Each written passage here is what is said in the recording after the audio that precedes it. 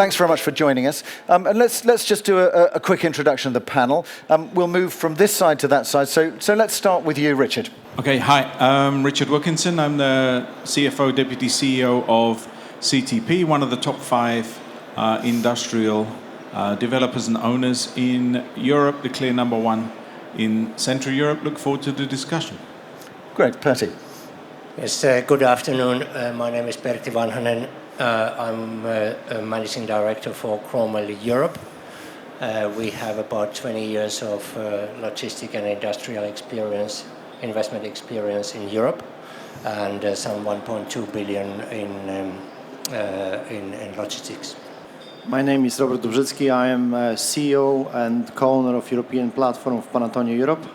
Panattoni is a development company focused on logistics in Europe and also in US. We are in Europe since 2005 and developed around 11 million square meters so far. Great, Laurie.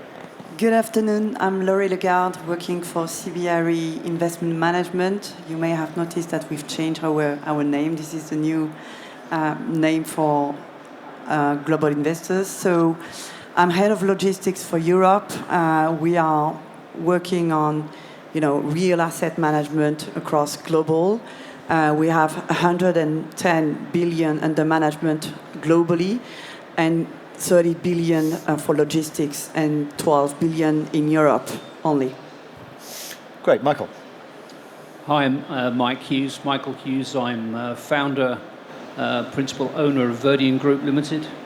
We are a European logistics developer, investor, asset manager, investment manager, working principally in Northern Europe. Our key markets are Germany, UK, the Nordics, and a little bit of activity in Benelux and Czech Republic. We have something like 1.7 billion euros of property under management at the moment. As you can probably tell, I'm the British guy, the Londoner, here in Germany. Thank you. Great, thanks very much. So as you can see, we've got a really interesting group here, a huge amount of space across Europe.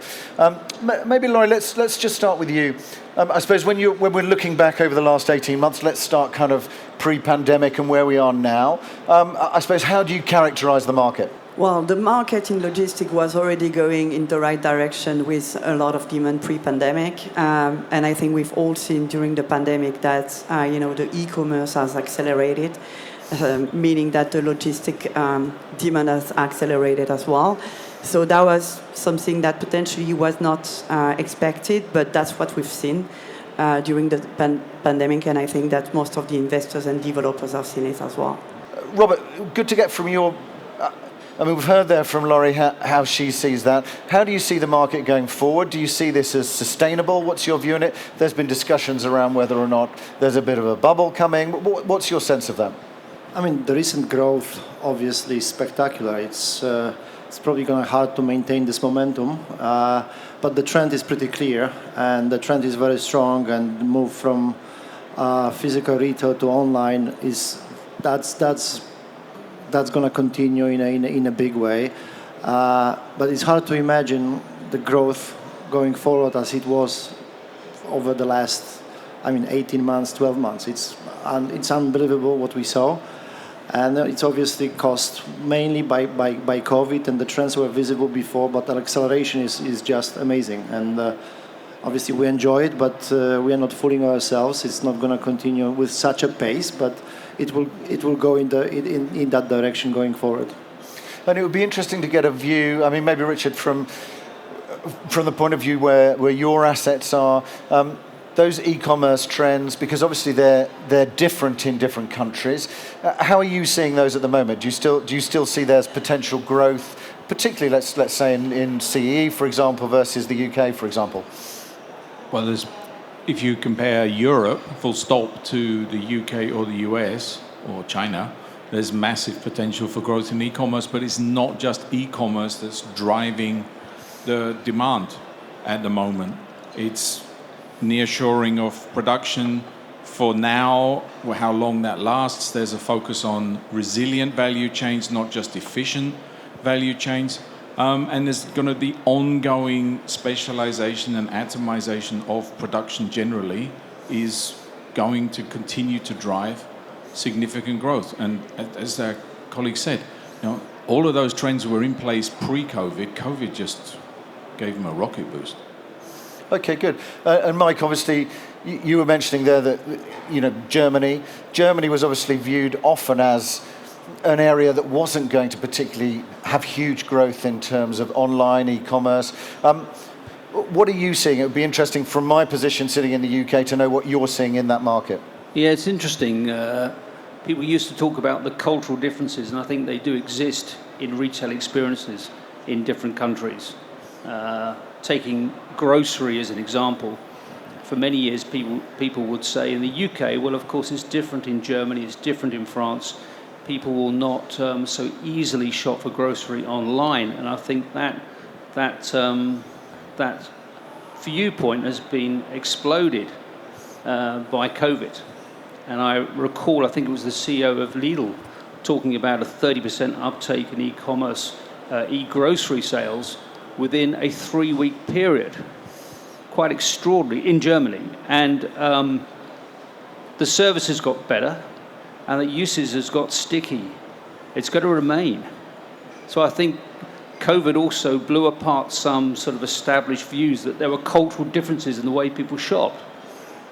And if you overlay that now the supply chains have got better, the retailers got even smarter at delivering goods and improving the service, I just think that the future for e-commerce across Europe is incredibly positive. But let's face it, that's because the normal retail experience is so bloody awful.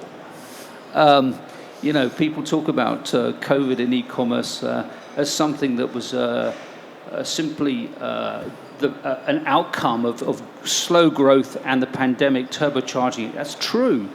But it's also true that the normal shopping experience is not very good.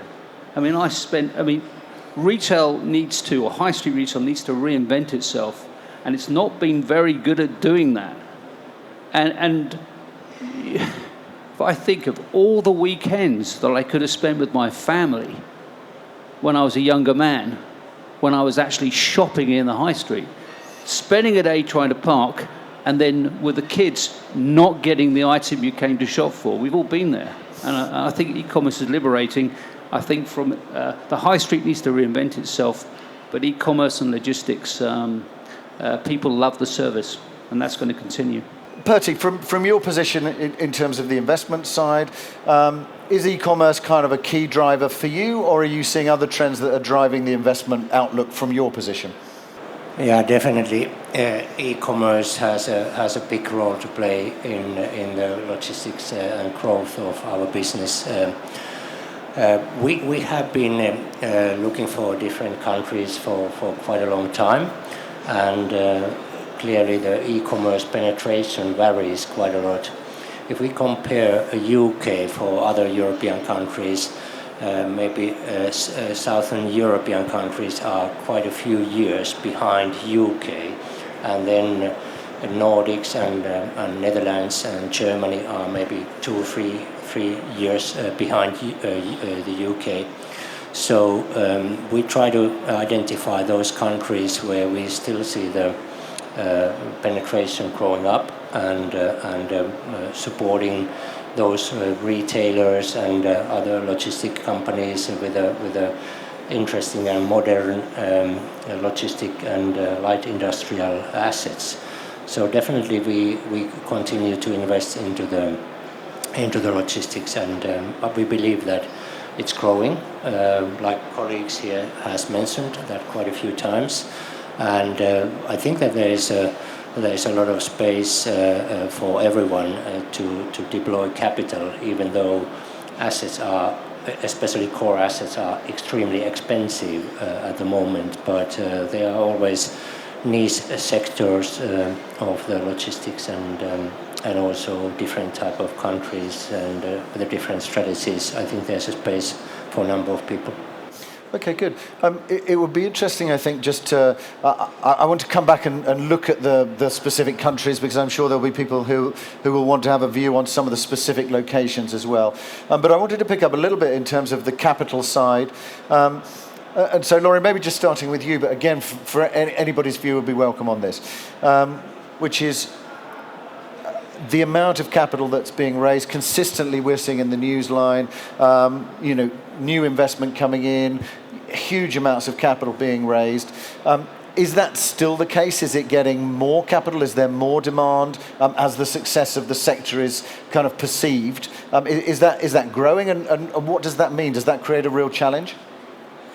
Yes, so the answer is yes, there is capital and it's growing. I think there are, investors who want now to invest in logistics. So you still have those investors that were convinced in the past that are still continuing to flow capital in, and then new investors that are finding some pockets to invest in logistics. So, and the real challenge is the competition of the capital, right? I think we can all see that pricing are going up, and we all have to deploy the capital. So we need to be very creative. And there are different capital sources as well, and different type of strategy, whether you're talking about the value add down to the core. But that's I can see that yes, capital is going to grow, and until logistics is going to work, I think it's going to grow. Yeah, I would like to add that it's not only equity that is really looking for logistics and industrial, it's also debt side.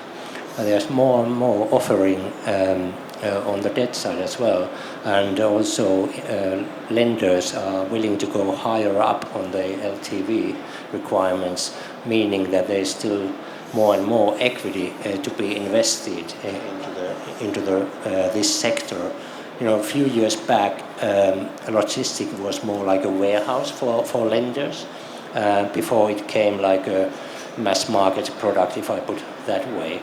So I think that it will be very interesting to see that how this cost of debt will improve in the future as well. And is that then likely to lead to more capital wanting to come into the sector? Richard, what's your view of that in terms of the investor interest from pension capital, from institutional investors? Are we seeing that from across the world? What's your sense of that? Yeah, you get it from everywhere. There are very few industries that have the very positive fundamentals that logistics have at the moment, and that attracts a lot of interest and a lot of demand from investors. So a little over 12 months ago, CTP had not gone to the capital markets at all. In the meantime, we've done 5 bonds, raised 3.5 billion euros, halved our cost of debt, and done an IPO raising nearly 1 billion euros. So there's a huge amount of capital out, not just for the classic investment funds, but also for companies who are running and operating businesses in the logistics sphere. Okay, good. And maybe just to come back to some of the countries, let's start maybe. Laurie, since you're based in Paris, let's start with France. You don't need to stick to France, but let's start with France. How are you seeing the market there at the moment? Well, the market is very hot. France is trying to beat Germany in terms of cap rates. So we can see that some of the deals that will close will be down to 3.15 or something cap rate in France. So very hot. Not a lot of product being available in the market. So right now, but it's gonna happen in the past and it's gonna come back. But yeah, pretty hot. Okay, good. And Robert, you've obviously just entered the French market. So I suppose, what was the drive from you, and what are you seeing there as the opportunities? Obviously, France is one of the largest logistics markets in Europe, and we obviously currently with the consumption through internet e-commerce, it's a new opening, and we felt like service from companies like ours will be needed on the market. You need to produce space. and we are in the business of producing space. So the space is in demand from the customer and also from the investor side. So we felt we have to be in France to be truly pan-European, and we went to France. So simple. Okay, good. And does anybody want to pick up Southern European markets? For example, there's been, we've seen a lot of coverage recently coming through the news lines on both Spain, but also actually Italy. A lot of focus on Italy. Does anybody want to pick those up? Good start with you, Pertti. Yeah. Yeah, as a Nordic person originally, maybe I need to cover Southern Europe as well. So we are building a portfolio for one of our clients in Italy, so that we are basically buying greenfield land and brownfield, and then hiring architects and construction companies, developers, and end product. Of course, it's a core logistic and industrial assets. Market over there is clearly increasing and getting busier and busier and hotter. It's I think that Italy, especially Italy, is somewhat behind Central Europe, but picking up quickly, and it's a big population, and it's a natural need for the logistic buildings.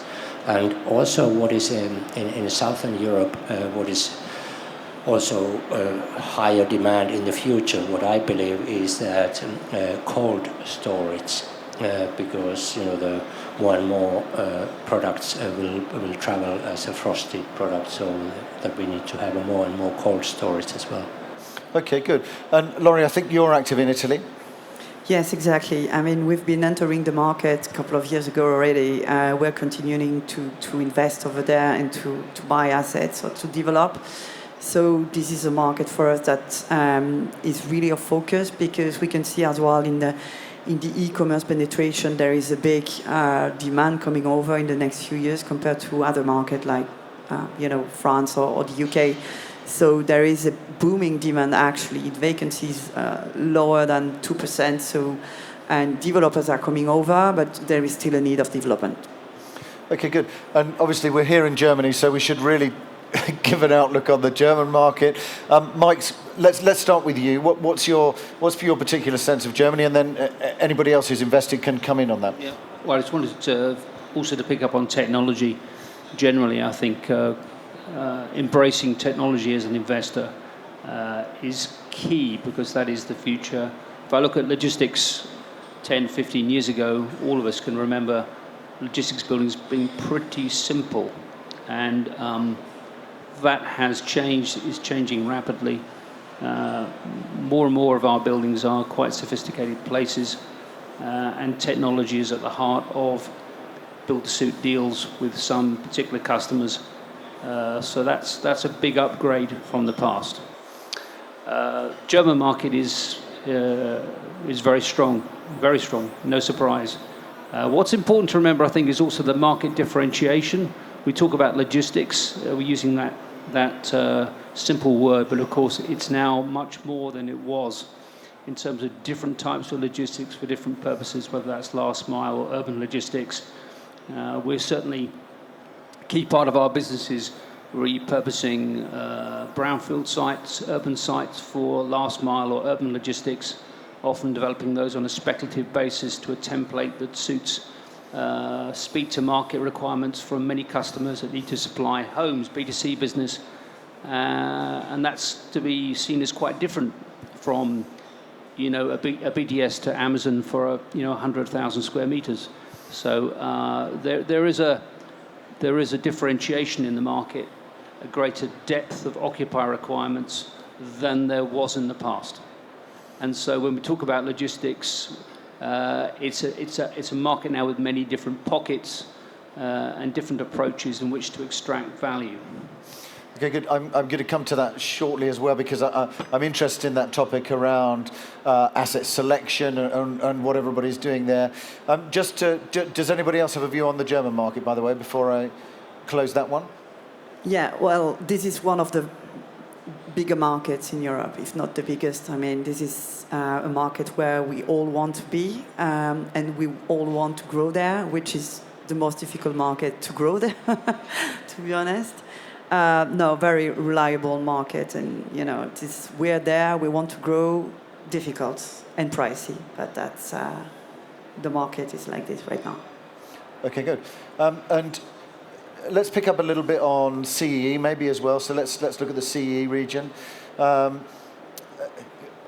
Robert or Richard, obviously, you've both been operating in those areas as well as other areas, of course. But Richard, do you want to pick up a little bit in terms of the trends there, and then we can also pick that up with Robert?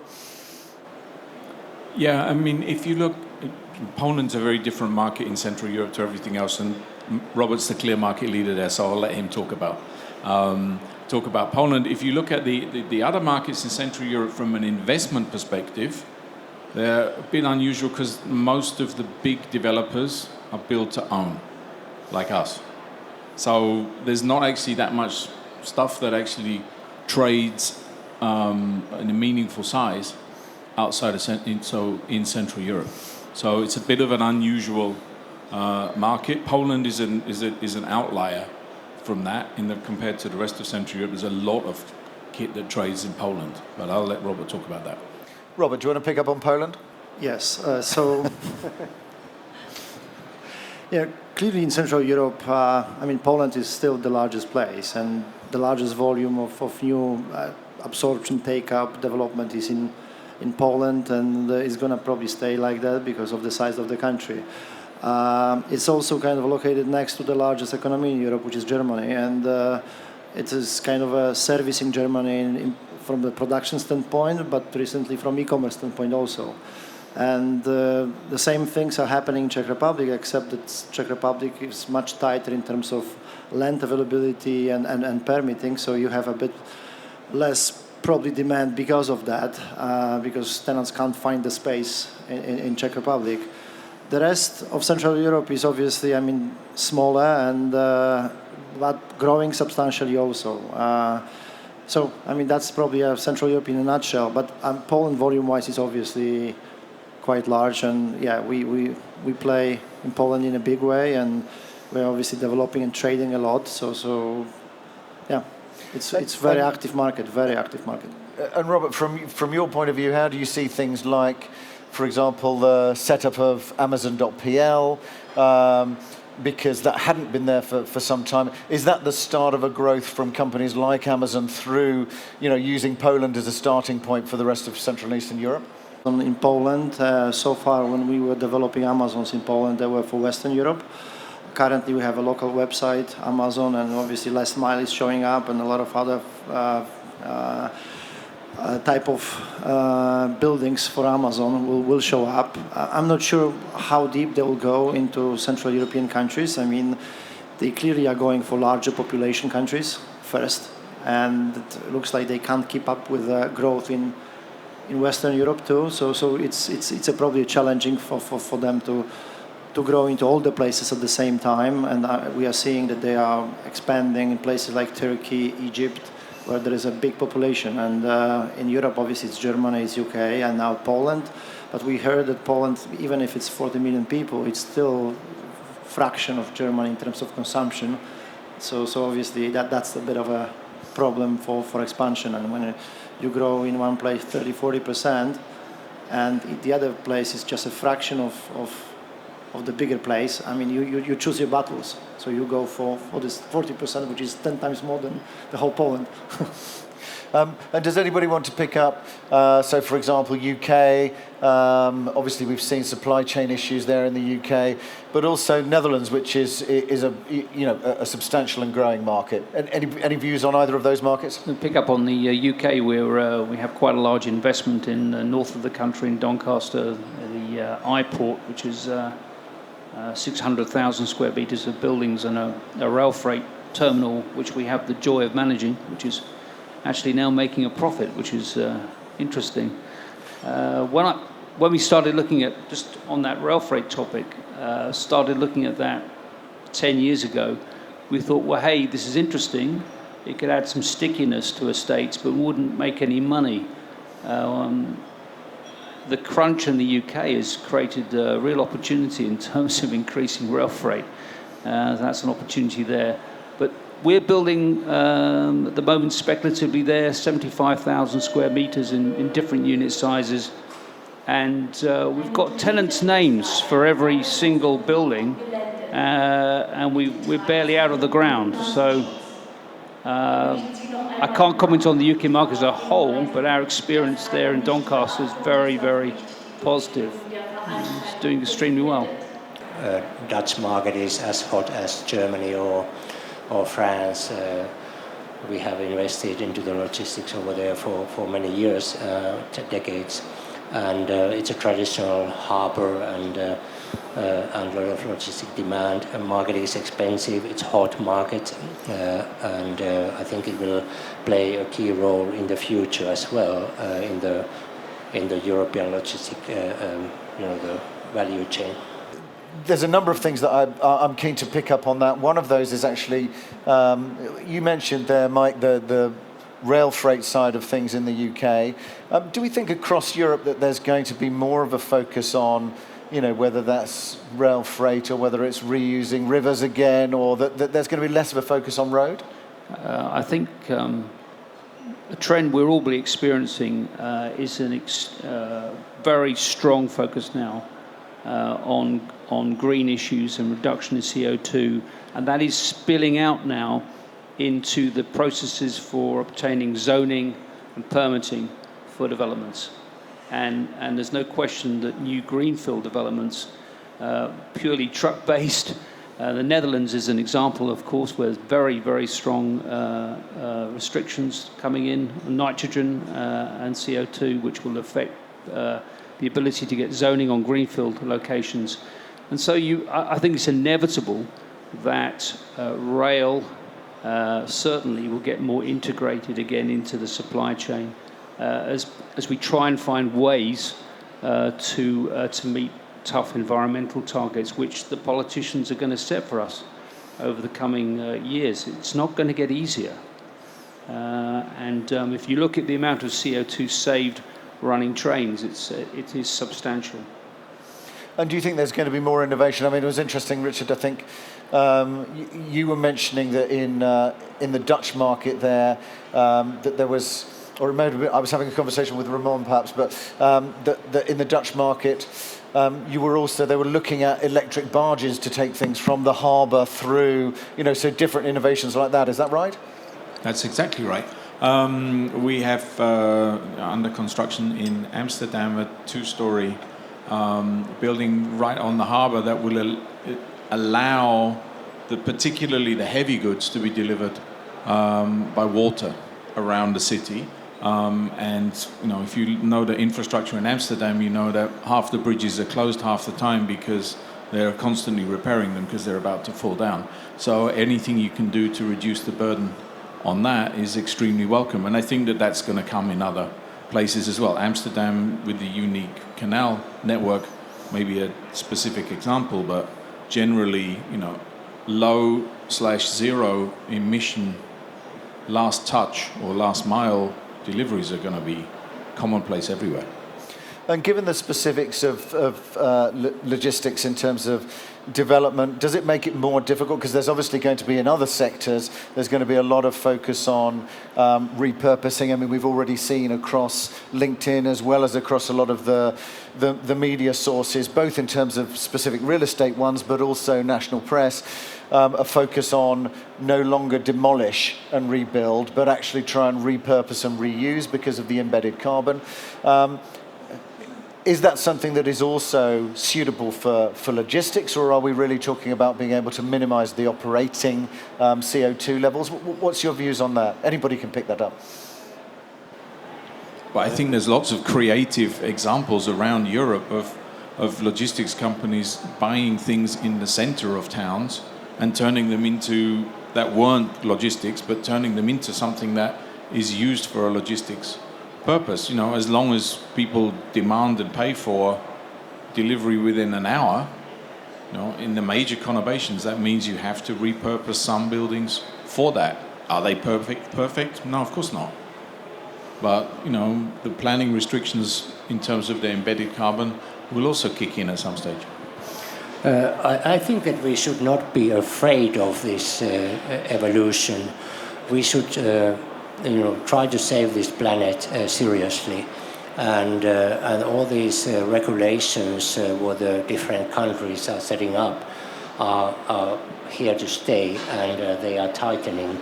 But at the same time, I would like to say that it's good, because it's been a little bit too wild. I mean, we have been consuming way too much energy and other things for building a new different type of steel and concrete buildings. Wood will and other recyclable materials will play a bigger role in the future, and also like regulations are not. They are, like I said, they are tightening. For example, we have a Singapore-listed REIT, and Singaporean government is tightening regulations. And that REIT is only investing into Europe, so that has an impact. What the Singaporean government make decisions that have an impact how we are investing here in Europe. So I think it's a welcome evolution. Of course, it's a costly in some locations, but there will be new innovations all the time. So it's pushing kind of envelope further. Okay, good. Mike, you want to go? I was going to say, yeah, it's driving innovation. That's a good thing, and let's embrace it. A key part of our investment drive is repurposing brownfield land and repurposing existing buildings. It's good. The building's already zoned. There's no planning process or no difficult planning process. The infrastructure is in place, power's in place. That's an opportunity. That's speed to market. And Laurie, from your point of view, would you look, for example, to try and add value by maybe buying one of these brown side ones and changing that, or is it really that you would be investing in something that is, top of the sustainability class, if you like? Yeah, I think that both our investors and our occupiers are looking for more green buildings. So developing, we are very keen on an ESG strategy in any of our investments, whether we are going directly buying an asset or partnering with a developer.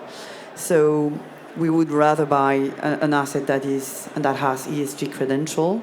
And we are currently, with the new investor operator model that we are developing, working on ESG strategy linked to the current operating portfolio that we have.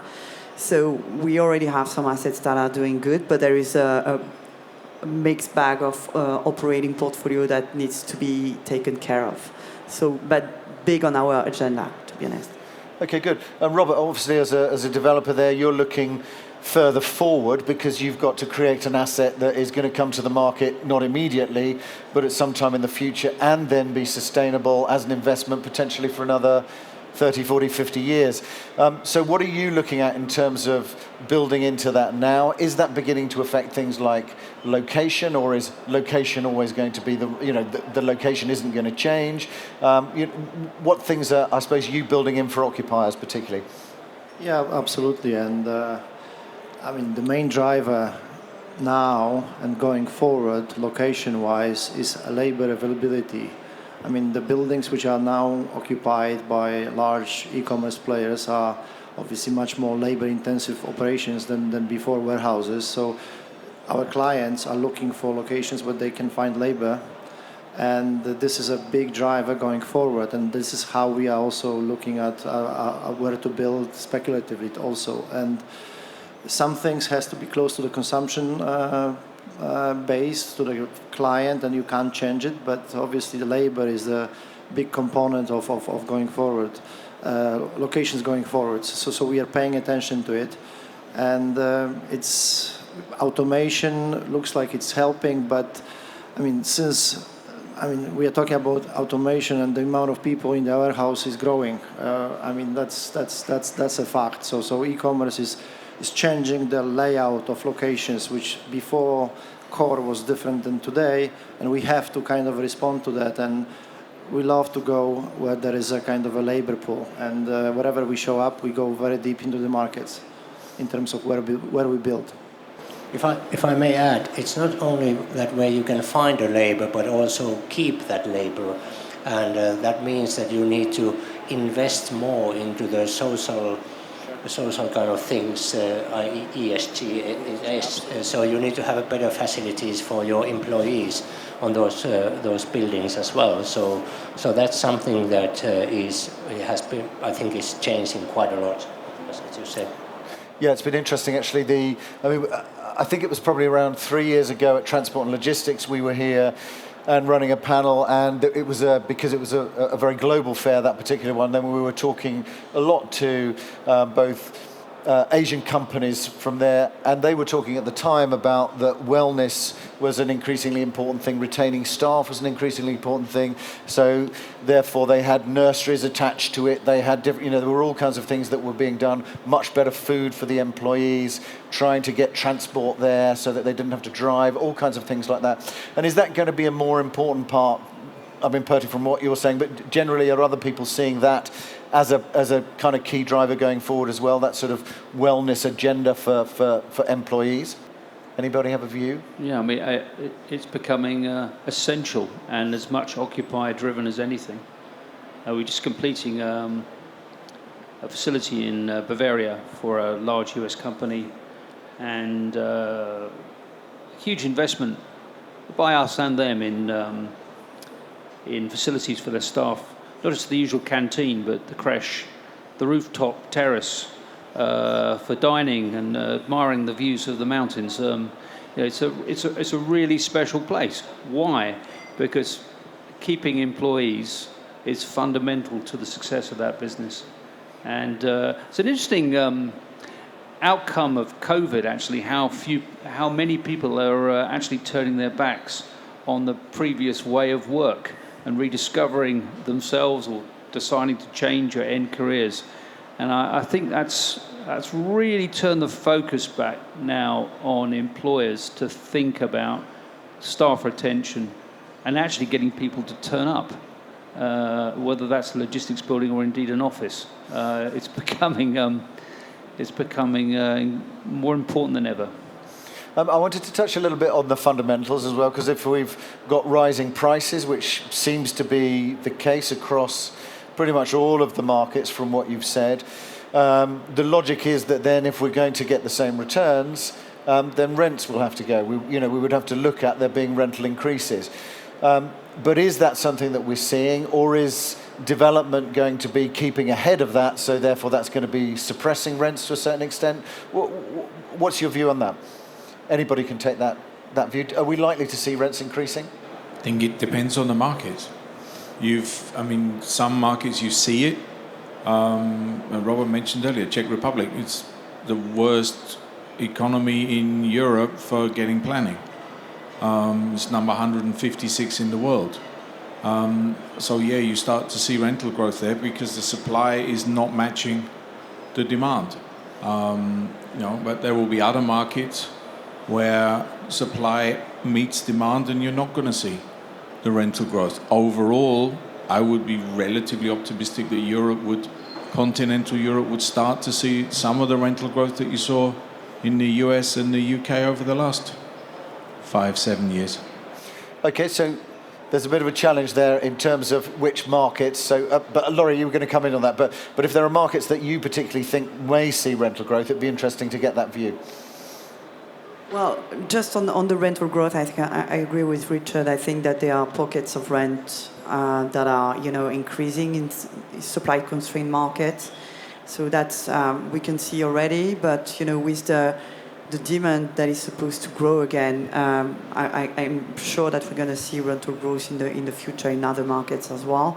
But again, I agree that it needs to be balanced with the supply. If there's an increase of supply in one area, the rents are not going to grow. This is just mathematical. Just picking up on some of those points around, I guess the capital side and the demand side.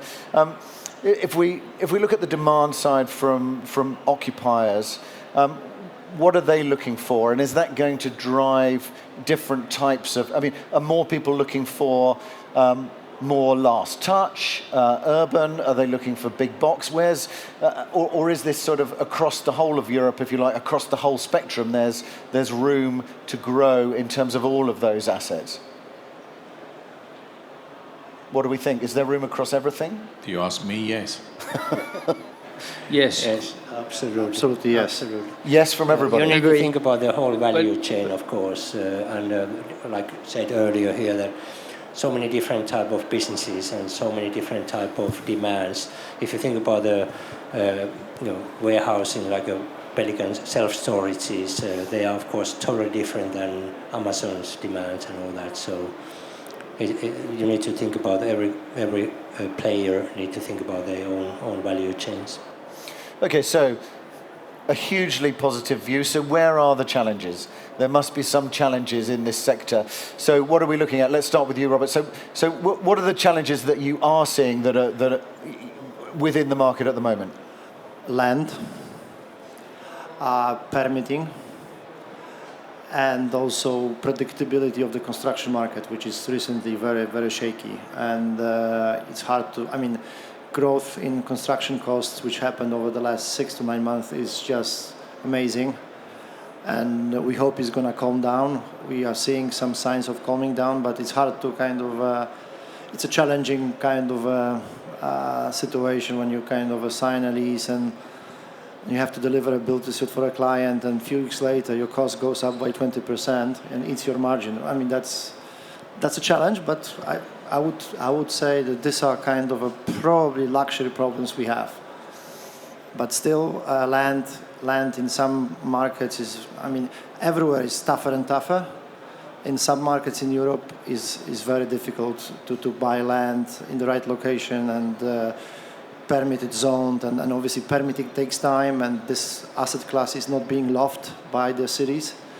So that's why the cost and values, capital values and cost values would continue to go up, because it's hard to build this product in population centers. So, and there is a need for it. I was going to say that developers moaning about land supply and land prices, you've heard it all before, haven't you guys? But actually it's an opportunity, isn't it? I mean, because that's how we substantiate values and increase rents, and if we're good at what we do, then we manage to find creative ways of procuring land. And that might mean repositioning brownfield land, looking at urban sites, do things differently. Actually, I think if we had open season on land availability and permits, we wouldn't have much of a business. So I think it's good news. Tight land supply, great, bring it on. I think biggest challenge at the moment for us is definitely, as Robert said, is cost inflation. But also lead-in times for key materials, key components, whether that's concrete or steel or cladding, whatever it may be. So you've actually got to meet a deadline you want to meet, either from an investment perspective or for a particular occupier client, and that could be frustrating in the current circumstances. We all hope, as Robert said, it eases, it improves. But again, that perhaps drives some innovation. We've got to find ways of delivering buildings in different ways, using different supply chains, different material suppliers. It's a question of being flexible and innovative. Yeah, I agree what you have said, but I would like to add also challenges that everybody will have with the old stock, so that it's maybe not fit for purpose without massive renovations or capexes, and the values have been going up. Generally speaking, for all the individual assets, and maybe those values are a little bit too high up for the old stock, and then when you need to invest heavily to fit those assets for the purpose, it's maybe a surprise. But I agree, it's at the same time it's a great opportunity, because that's what we like to do, and that will open up new investment opportunities and also a new life for that old stock, so that we don't need to always build something new, that we can maybe use part of that those building materials for the future as well. And is there a focus on, for those new builds, in terms of finding different types? I mean, you mentioned the issues there with CO2. Obviously, concrete takes a huge amount of that. Are there opportunities to be able to change the way some of these are built so that there's less embedded carbon that goes into the process of building these assets? Is that something that we're actively looking at the moment? Yes, you can reduce the amount of carbon that's embedded in a building, but you can't eliminate it. So if you want to go CO2 neutral, you have to do something very different, you know. You can't build buildings without embedding CO2. It's just not possible. Can you reduce it? Yes, you can. Should you? Yes, of course you should. Does it cost more? Sometimes yes, sometimes no. Are tenants willing to pay for it at the moment? They say they will. They say they are, and in reality, they're not. Yeah, spot on. Good. Does anybody have any questions? If so, now is the time to... I'm going to do a 20-second scan around the room. If you have, raise your hand. If not, I will assume not, and I will continue with my final couple of questions. Just to pick up on the investment side. So if we're looking at opportunities here, there's obviously a lot of positivity. Everybody's saying, yes, it's a great market. But is it still important to be very selective about all of these assets? I mean, Laurie, you're obviously looking at investments and deciding where to invest. Are you just going, it's a logistics asset, it must be great? I mean, so, or, you know, do you have to still be incredibly selective and look at the location, look at all of those things in order for it to tick the box for you as an investor? Yes, so we are managing and investing assets for long-term investors. So that makes us a bit selective on the location, to be honest. So we have a huge research team looking at, logistics across Europe, and we are really looking at the top 20 markets very thoroughly. So, but we're not the only one. And then we're looking at next tier markets of logistic hubs, port and airport. So we are very selective. Now we could look potentially outside the boundaries, but we are really looking at the risk curve here and making investment, that can sustain the long term. So last question, which is, we're looking here at finding the right opportunities to deliver returns. So final question is where do you see the right opportunities to deliver returns? Where are you seeing opportunities at the moment in the market? What's your strategy for those? So I suppose how are you investing? What are you targeting in terms of assets? We'll maybe start with you, Richard, and work our way down. So where are the opportunities? Plausibly everywhere, it may seem, but what do you see as the key opportunities at the moment in the market for everybody here? Yeah, I mean, I said a couple of times, I think it's very difficult to see a better macro picture for the industry. So there are opportunities everywhere. Not all of them are as good as the ones as some of them, and it's about picking the right location, the right opportunity. For us, which is we're looking at building and owning for the next 30, 40, 50 years. We don't sell stuff.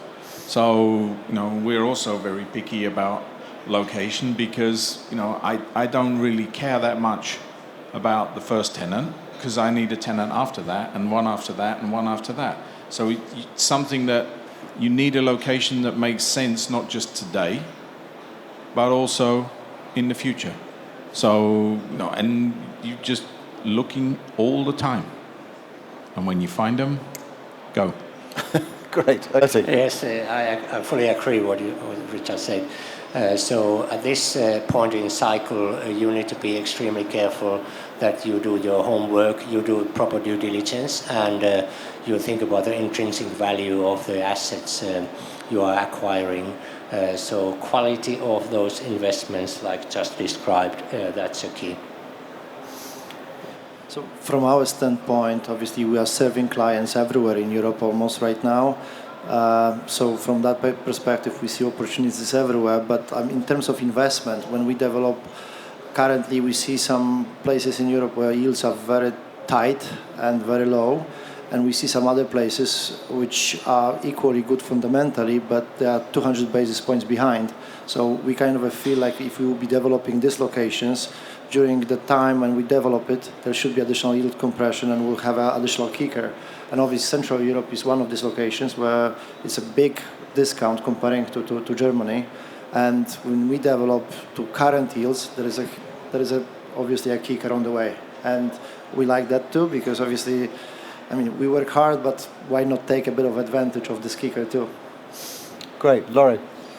So with the new operator model that we are setting up and the number of assets that we have across EMEA, our big opportunity is to work closely to our occupiers to make sure that we are developing business with them, trying to understand, and help them out in setting up the new facilities across Europe. So that's really our big opportunity here. Great. Mike? Well, as has been said, there's opportunity everywhere. But I think it's, from an investment perspective, always focus on the fundamentals, and that's location, number one. Always focus on the detail. There's been a lot of many thousands of hectares of bad roofs bought in the last few years at quite sharp yields. Somebody's sometimes going to have to address the fact that those roofs need replacing. We know who we're talking about. Focus on the fundamentals, look for location, look for quality.